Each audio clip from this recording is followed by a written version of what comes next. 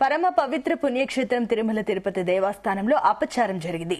అలిపిరి మెట్ల మార్గం వద్ద కొందరు టీటీడీ ఉద్యోగులు రూల్స్ అతిక్రమించారు. వారు రూల్స్ కు విరుద్ధంగా ఎండు చేపలు వండుకుని తిన్నారు. అటుగా వెళ్తున్న భక్తులకు వాసన రావడంతో అభ్యంతరం వ్యక్తం చేశారు. దేవస్థానం ఉద్యోగులు అయి ఉండి మాంసాహారం తింటారా అని మండిపడ్డారు. ఈ సందర్భంగా తీసిన వీడియో ప్రస్తుతం సోషల్ మీడియాలో వైరల్ అవ్వడంతో టీటీడీ చర్యలు చేపట్టింది. ఈ విషయమై 2 టీటీడీ ఉద్యోగులను విధుల నుంచి తొలగిస్తున్నట్లు టీటీడీ ప్రకటించింది.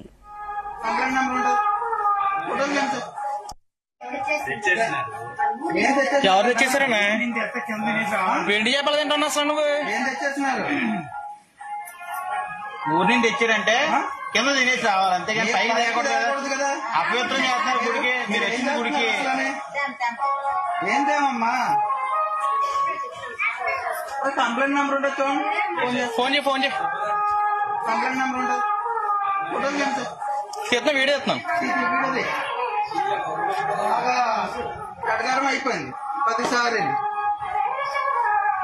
Photo sir Google water sir TTD